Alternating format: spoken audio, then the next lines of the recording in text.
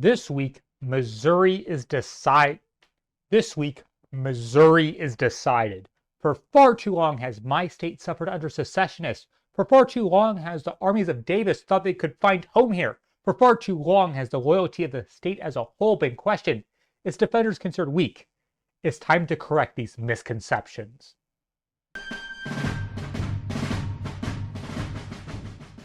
The Confederate assaults have gained them control of Independence, Missouri, but former head of cavalry Alfred Pleasanton won't have it. His brigades charge against Price's men, and unconcerned by musketry or artillery, push them back to the Temple Lot, the holy site of the Latter-day Saints. I feel like I've talked about them before. By the end of the 22nd, the rebels have been forced from the town. Next day, General Price attacks Curtis at Westport, but is delayed by disorder. Joe Blunt and the 1st Division don't wait and strike before the Confederates. His men cross the fort and begin the battle. Outnumbered and alone, they are beaten back, but bought time for reinforcements of Kansas militia. The East, General Pleasanton, despite having fought a hard battle just the day before, strikes the Confederates. Colonel Phillip brings a grand force of dismounted cavalry against the Gray Line. Rebels under Marmaduke, the initial charge, is blunted by rebel brigades, but as artillery and infantry move to support the mounted warriors, the grand charge begins, and Marmaduke's men hold them at bay. Twice they charge, twice they are repulsed. Don't mistake this for defeat. A brigade under Officer Winslow charges while Marmaduke is distracted, but the high rocks their force decline spells their doom. Winslow and Phillip reform and strike on the flanks, breaking the forward line. Rebel artillery is ordered back to prevent its capture, emboldening the Federal infantry, who join in the assault and rout the reserve line.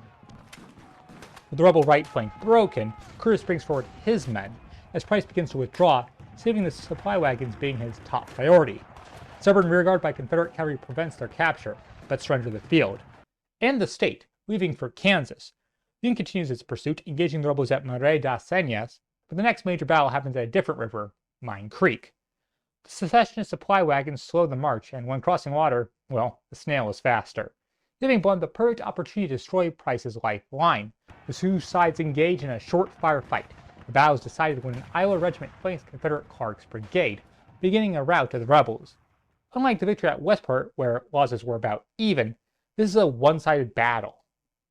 Though some say this is due to battlefield executions of Confederates found with captured Union equipment. Federals win another 2 victories in their pursuit of Price at the Little Osage River and Charlotte's Farm. The next great victory comes not at the expense of Price, but his ugly bedfellows. Lieutenant Colonel Samuel P. Cox is hunting Bloody Bill Anderson. On the 26th, he is felled by a bullet. All that is left is Quantrill to pay for his crimes. Returning back to Price, the 25th, he burnt his wagons, ending his campaign. Blunt says no. The 28th, at Newtonia, Missouri, informs the ready to end the Army of Missouri, but delaying action by Shelby allows Price to escape with his tail between his legs. Tennessee, Forrest's cavalry. They recapture forts lost in 1862 and move to close the waterways to federal shipping. Sherman, in response, does nothing. He sits pretty as one of his chief subordinates, General George Henry Thomas, moves to Perry Hood. 26 outside Decatur, Alabama. Rebels appear before the men of General Gordon Granger. Our boys are outnumbered, but with night arriving, there is no time for battle. During the dark, 1,200 reinforcements are rushed to the surrounded Federals. Next day sees rebels gain as they push past the picket lines and entrench in the ravine. But this is a mistake.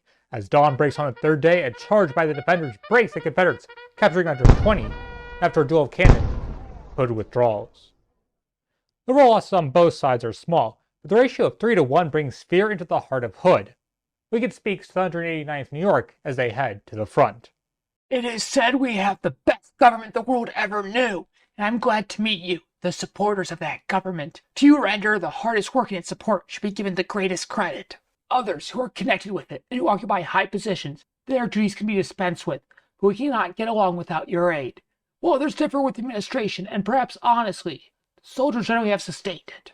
They've not only fought right, but as far as I could have judged from their actions, they have voted right. And I, for one, thank you for it. And I, for one, thank you for it. North Carolina. The CSS Albemarle has successfully defended the shallow waters of the state from the Federals.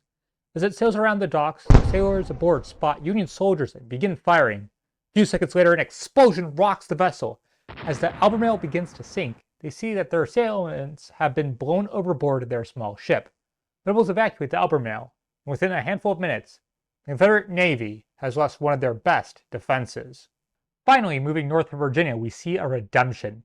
General Lee has one final line of supply run to the besieged Petersburg, Boydtown Plank Road. Like Grant's strategies before, the Army of the James probes towards Richmond in an inconsequential but bloody battle. As the Army of the Potomac moves to hold the rebels at bay and cut the supply line, the 5th and 9th Corps are to strike the rebel fortifications, and the 2nd Corps, coming off the horrifying defeat of Ream Station, is to cut the actual supply line. What could go wrong? God answers. An torrential pour comes down that would make Noah start building an ark. The confusing terrain causes General Hancock to become lost, and while the position of the 3 corps are all right, having outflanked the enemy, there's a gap between Hancock and the rest of General Meade's force.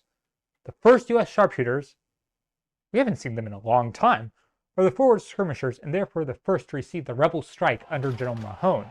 The ferocity of the combined Confederate infantry and cavalry threatens Hancock once again with the complete destruction of his force.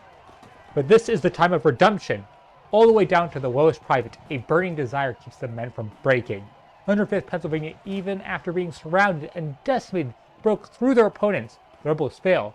Mahone is struck on all sides, and the cavalry under Hampton is held at bay.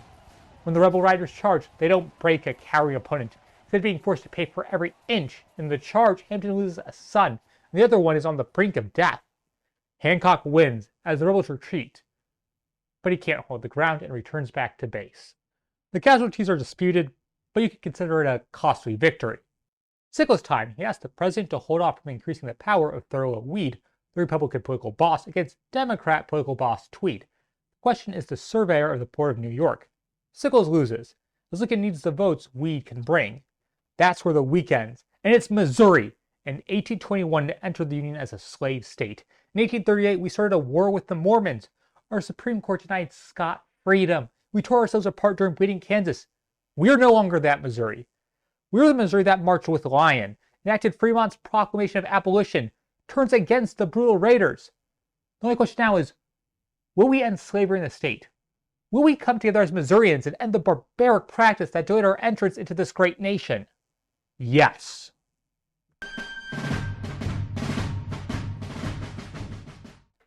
Hi, it's the entire Civil Week by Week team here. I'd like to thank you for watching. I really do hope to see you next week as we approach the election that decides the fate of America. See you then.